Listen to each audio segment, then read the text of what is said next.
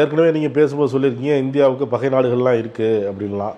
இப்போ இந்தியாவுக்கு போர் அப்படிங்கிற மாதிரி வந்துருச்சுன்னா எந்தெந்த நாடுகள் இந்தியாவை ஆதரிக்கும், இந்தியா பக்கம் நிற்கும்? அதாவது ராஜவேல், உங்கள் கேள்விக்கு பதில் சொல்கிறதுக்கு முன்னாடி மியூனிக் ஒலிம்பிக் முடிஞ்ச உடனே இஸ்ரேல் இராணுவம் அந்த விளையாட்டு தடையில் உள்ளே நுழைந்து இஸ்ரேலியர்களை தாக்கியதற்கு பழிவாங்கும் விதமாக கிட்டத்தட்ட 10-15 ஆண்டுகள் வேட்டையாடி ஒவ்வொருத்தனையாக கொன்னதுக்கு அது படம்லாம் வந்திருக்கு நிறையா. அது மாதிரி ஒரு நாட்டினுடைய பழிவாங்குதல் நடவடிக்கை தொடர்ந்து இருந்தாலும் கூட உலக நாடுகளுடைய பார்வை வேறு மாதிரி இருக்கும்.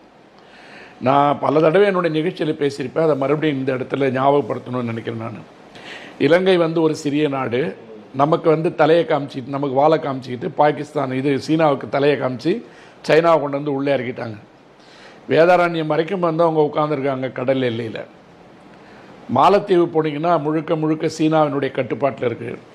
பாகிஸ்தான் சீனாவினுடைய உதவியை எந்த அளவிற்கு வேண்டுமானும் கேட்டு பெறுவதற்கு சில்க் ரூட் என்று சொல்லப்படுகின்ற சாலையை போடுவதற்கு உண்டான வழிகளையெல்லாம் நாங்கள் தரோம். பல இடங்களில் சீனாவினுடைய தொழிலாளர்கள் பொறியாளர்கள் பல ப்ராஜெக்டை அங்கே பாகிஸ்தானில் கான்ட்ராக்ட் எடுத்து பண்ணிகிட்டு இருக்காங்க. அப்போ சீனாவினுடைய கட்டுப்பாட்டில் பாகிஸ்தானும் இருக்கிறது. ஆப்கானிஸ்தான் தீவிரமான தலிபானுடைய ஆட்சியில் இருந்தாலும் கூட சீனா கேட்குது, நீங்கள் எங்கே போனாலும் இந்த சிலைகளை உடைப்பதும் என்ன சொல்கிறது பௌத்தத்தினுடைய அடையாளங்களை உடைப்பதுமாக கோயிலை உடைக்கிறது சிலையை உடைக்கிறதுலாம் உங்களுடைய மத கோட்பாடாக இருக்கலாம், ஆனால் இதெல்லாம் உடைக்க மாட்டேன்னு சொல்லி கையெழுத்து போடு, சிர்க் என்று சொல்லப்படுகின்ற உங்கள் கோட்பாட்டிலிருந்து நீங்கள் வெளியே கையெழுத்து போடுன்னு சொன்ன உடனே நாங்கள் எதையும் உடைக்க மாட்டோம் என்று மார்க்கத்துக்கு எதிராகவே ஆப்கானிஸ்தானில் இருக்கின்ற தலிபான்கள் பணம் வேணுன்ற காரணத்துக்காக அங்கே மக்களாட்சி விடக்கூடாது என்பதற்காக சீனா கூட சிங்சாக் போட்டுட்டு இருக்காங்க.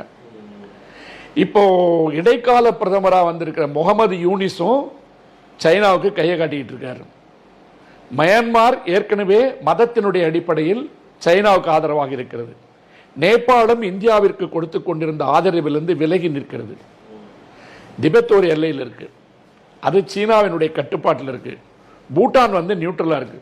இப்படி பார்த்தீங்கன்னா பூட்டான் விட்டுட்டு நேபாளம், ஆப்கானிஸ்தான், மயன்மார், பாகிஸ்தான், மாலத்தீவு, இலங்கை, இப்படி ஒட்டுமொத்தமாக இந்தியாவை சுற்றி இருக்கின்ற அத்தனை நாடுகளும் சக்கர வியூகமாக சீனாவினுடைய கட்டுப்பாட்டில் இருக்கு.